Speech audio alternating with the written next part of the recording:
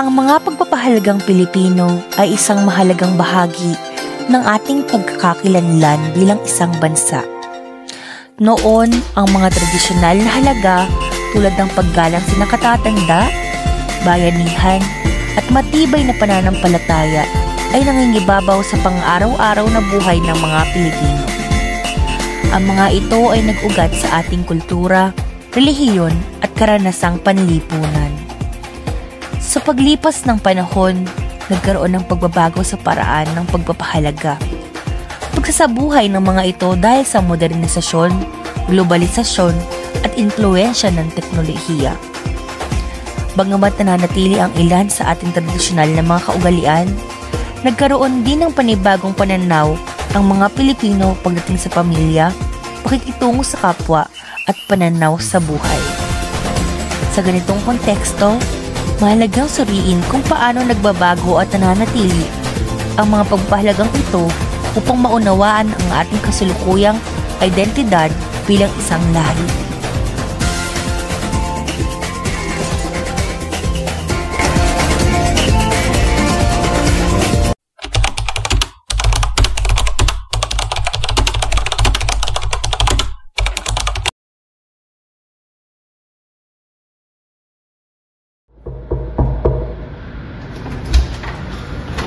Magandang umaga, Lolo! Yes po. Gusto kayo mga apo? Okay naman, Lolo. Medyo pagod sa school works, pero kaya pa naman. Ikaw, Iha, panay ang cellphone mo. Ay, sorry po, Lolo. Ano nga po ulit yun? Kamusta ka? Okay lang po. Busy sa school. Mabuti. Mag-aral kayo ng mabuti, ha? Alam nyo ba, nung panahon namin, ang pamilya laging magkakasama. Walang gadgets, nag-uusap, nagkakwentuhan. At higit sa lahat, ang mga bata ay hindi sumasabat ng walang pahintulot ng mga matatanda. So, ibig sabihin po ba nun, Lolo, ang mga bata ay bawal magbigay ng opinion noon? Hindi naman sa hindi pwede, pero dapat may respeto ang bata, dapat may pahintulot pa rin ang matanda. Lolo, parang masyadong mahigpit noon. Ngayon mas naging open na tayo. Pwede nang magpahayag ng opinion ng hindi natatakot sa matatanda. Totoo yan, Ana. Pero maganda pa rin dati dahil napanatili nila ang respeto nila sa matatanda. Ang paggamit ng po at opo, ang pagmamano, at pasunod sa magulang. Ewan ko, parang hindi na bagay sa panahon ngayon. Ang mahalaga ay may kalayaan tayo pahayag ang sarili natin. Ang respeto, mga apo, ay hindi naluluma. Hindi rin naluluma ang pagsasalita ng po at opo. Pamilya ang pundasyon ng ating lipunan, kaya dapat nating alagaan ang mga ugali natin.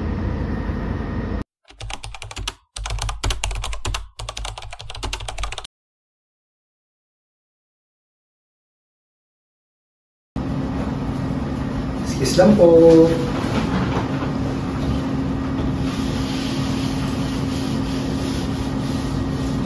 May take your order po. Sa akin, Ana, isang caramel macchiato. Akin matcha latte. Hoy, Ana, ano daw ang order mo? Ay, matcha latte po. Yan lang po. Yeah. Okay, thank you po. Ana, kanina ka pa nagsa-cellphone. Parang wala kami dito. Noon, ang pamilya ay sabay-sabay kumakain, nagkukwentuhan.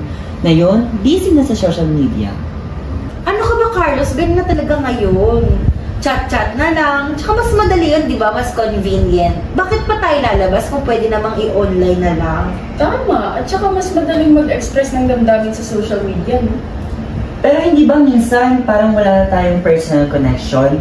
Noon, ang pamilya, kapag may okasyon, ay sama-sama. Ngayon, puro na lang online greetings. Kasi nga, busy na ang mga tao. At mas practical, di ba, yung virtual kaysa sa physical? Pero ang tanong, mas masaya ba noon kaysa ngayon?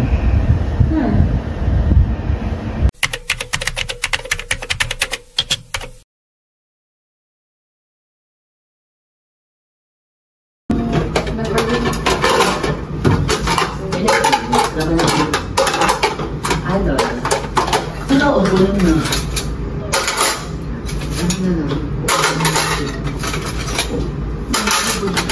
Na, ba't pala hindi ka sumama sa kapag-birang kagabi? Nag-order na ako online, Papa. Busy kasi ako sa panood ng series eh. Nakakalungkot naman noon pagkain ay pagsama-sama ng pamilya. Tama yan, ma'am. Mas gusto ko pa rin yung nagkukwentuhan tayo habang nasa pagkainan. Katulad ng ginagawa dati ni Lolo. Hindi naman masama ang pagbabago, pero sana hindi natin makalimutan ang pamilyang Pilipino.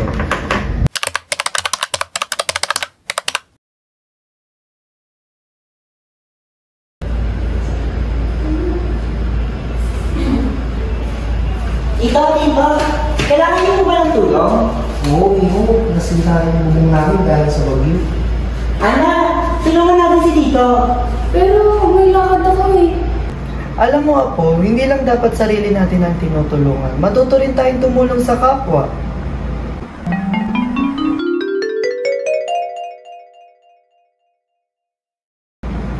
Tama ka nga, Lolo. Masarap sa pakiramdam ang makatulong.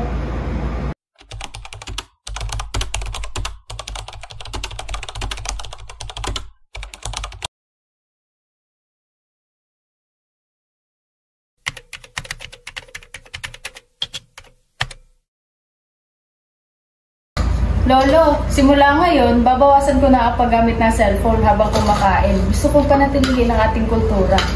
Tama. Pwede naman pagsamahin ang bago at luma. Gamitin ng teknolohiya sa tama. Pero huwag kakalimutan ang pagmamahal at respeto sa pamilya. Yan ang gusto kong marinig. Ang tunay na pagbabago ay kakayahan nating panatilihin ang ating kultura habang yumayakap tayo sa pagbabago.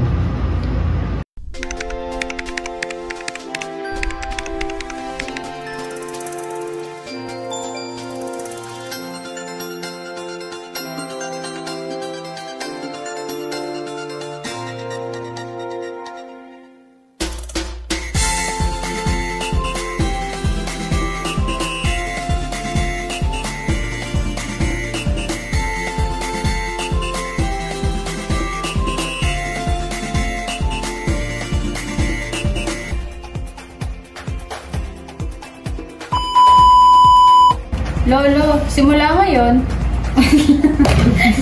Ba? Alam mo, Apo, hindi lang dapat sarili natin. Sinayin ko si parang to.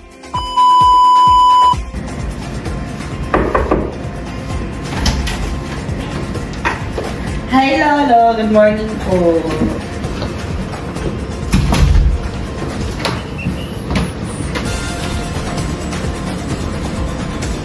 Tas linya ko na. Wala pa. 1, 2, Wait lang. Nung pagpasok nila, tuloy-tuloy na yung kakasasing sila.